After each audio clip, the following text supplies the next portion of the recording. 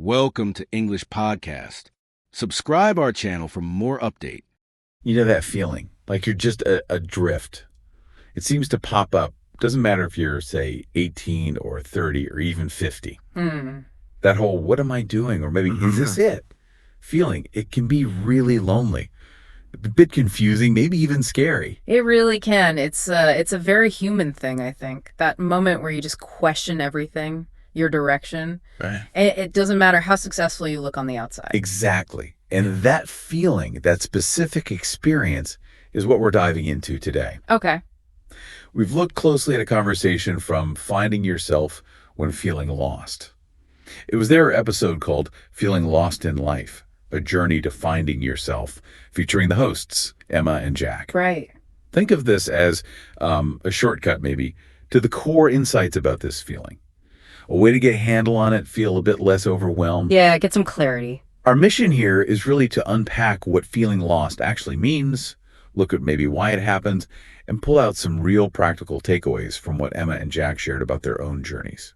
Absolutely. We're not just nodding along to the feeling. We want to, explore it, see what makes it tick, and find some ways through it using their experiences as a guide.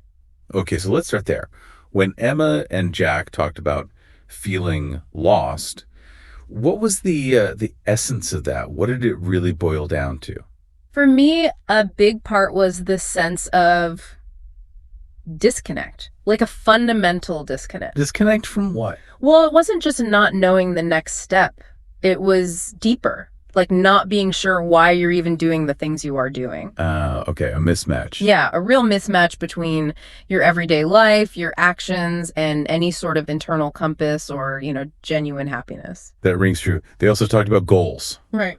Either being detached from your goals or maybe not even having clear ones in the first place. It's like you're putting in the effort, you're moving, but where you're headed feels fuzzy. Or maybe you just don't care that much about the destination anymore.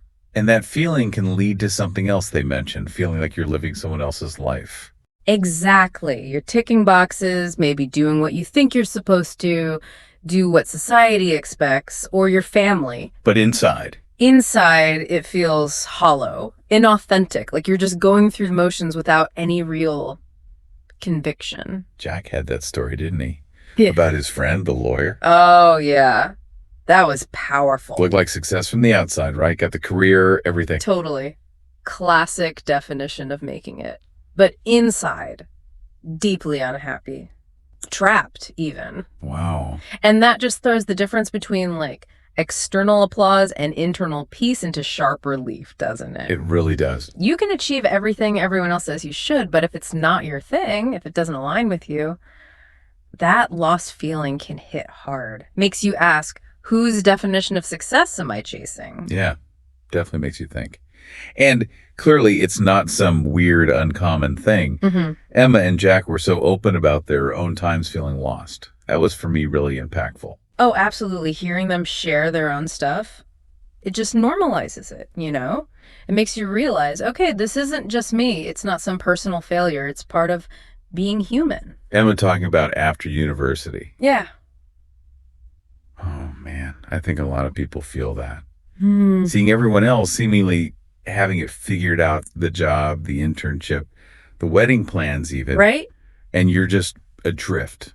Maybe moving back home, feeling like you're actually going backward. That pressure is intense, especially then. This invisible social clock ticking away. Totally. And if you feel like you're not hitting those milestones on time, it can absolutely make you feel lost, like you're falling behind. And then Jack's story, dealing with a breakup and losing his job at the same time. Oof. Yeah, that's a double whammy. When big things like that happen together, you can just pull the rug out from under you. Makes you question everything, career, relationships, who you even are. Yeah, major changes, whether you choose them or they happen to you, they often leave this gap where the old certainties were. And that instability feels like being lost, for sure. But, and this is key, it can also be the thing that pushes you to really reevaluate, to grow. And they did frame it positively, didn't they? They talked about things falling apart, not as an end, but maybe as a chance to rebuild. Yes, rebuild in the right way. Like hitting a reset button you didn't even know you needed. That's such a hopeful way to look at it. It really is. What feels like total chaos at the time can, looking back, be seen as, well, clearing the decks, getting rid of what wasn't working so you can build something that actually fits you. Okay, so it's common, maybe even necessary sometimes, but why does it happen? What did Emma and Jack point to as the main drivers? Well, one huge factor is pressure. Just the sheer weight of expectations. From where? Everywhere, really. Society, family, and social media, definitely. Yeah. That constant feed of everyone else's highlight reel. Yeah. It creates this picture of where we should be by a certain age, what we should have. The checklist, Joe by 22, house by 30, married by 35, whatever it is. Exactly. And life just isn't a checklist, is it? It's messy, unpredictable, trying to fit everyone into the same mold, the same timeline. It just doesn't work. No. We're not. Burnout came up too. Real burnout. I'm just pushing too hard. Yeah, pushing relentlessly for the career, the lifestyle, whatever. You hit a point where you're just empty. Yeah. Mentally, physically exhausted. Or when you feel like that. It's almost impossible to connect with what you truly want or why you're doing anything. Your body and mind are just saying, stop, no more. Makes sense. And then there was that slightly weird one, actually reaching your goals and then feeling lost. Right. The paradox. Jack's analogy was perfect. Climbing a mountain, and then you realize it was the wrong mountain. You get to the top, you put in all that work. And the view just isn't what you hoped for.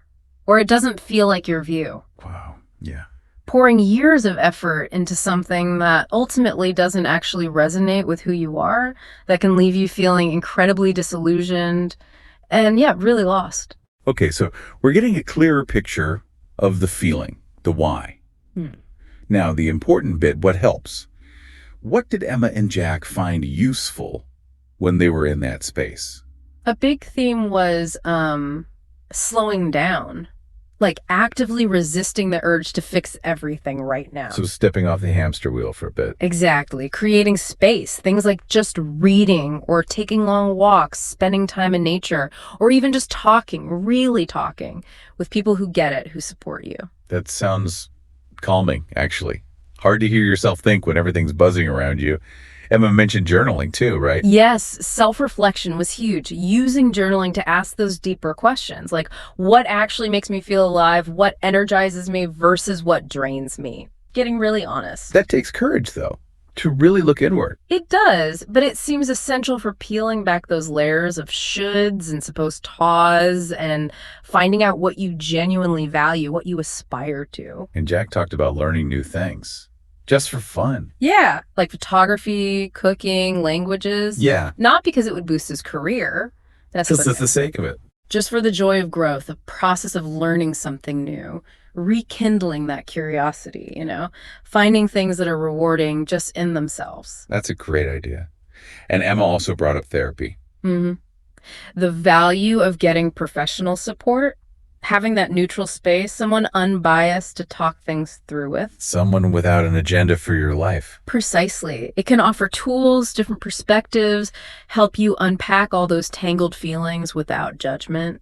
Okay, so for anyone listening who's feeling this right now, what are some practical first steps drawing from this?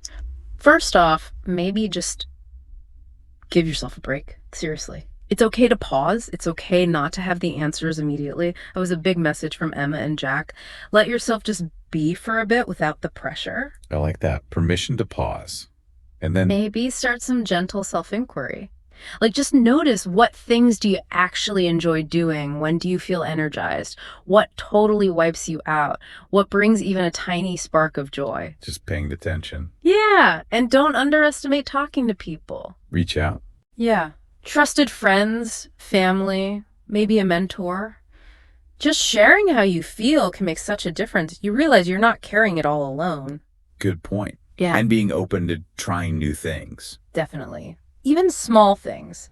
A new hobby, a weekend trip if you can, exploring a different part of town, learning a few phrases in another language online. Anything that shakes up the routine a bit. Introduce some novelty. Exactly. And maybe the most important thing, Self-compassion. Be kind to yourself. Seriously kind. Treat yourself like you'd treat a friend going through this. Drop the comparison game. Everyone's path looks different, moves at a different speed. Your journey is yours. That's crucial. Emma and Jack also shared some affirmations, didn't they? Those little self-talk phrases. They did, and they're really helpful. Things like, you don't have to figure everything out right now. Just releasing that pressure. And it's okay to feel lost. I'm still growing. Reframing it. Exactly. Seeing it not as failure, but as part of the process. That shift in perspective is huge. I also liked, my path is unique. I don't need to compare myself. And I trust that clarity will come little by little. Having that faith in the unfolding. Yeah, replacing that inner critic with a voice of trust and patience. It really changes how you experience the whole thing. They also had those simple, direct encouragements. Don't rush. Take time to breathe. Focus on the next right step, not the whole staircase, just the next step. Yeah, breaking it down, making it feel less overwhelming. And those powerful reminders, you are not broken. You are not behind. You're just becoming who you're meant to be. Wow. Countering all that negative self-talk. It's so easy for that negativity to creep in when you feel lost. Those reminders are like anchors. Speaking of real life, they shared that letter from Aya in Egypt. Ah, yes, Aya's letter. Feeling lost after losing her job, trying to learn English for new possibilities, but feeling hopeless sometimes. It really brought the whole conversation down to earth. It did. Her situation is such a clear example of how feeling lost connects with really concrete life challenges. Job loss, uncertainty. So many people face that. So, thinking about everything we've talked about, what message would we offer Aya or anyone in a similar spot? Well, first, Aya, your feelings are so valid, so understandable. And like Emma and Jack stressed, you're absolutely not alone in this. Definitely not. And the fact that you are taking steps like learning English, even when things feel tough, that shows incredible strength. That is progress, even if it feels slow sometimes. That's true. It's proactive. It really is. And please remember to be kind to yourself through this. Allow yourself rest. Acknowledge how much courage it takes just to keep going when things are uncertain. That self-compassion piece is vital. Well put. Okay, so let's wrap up this deep dive. Key takeaways. Feeling lost.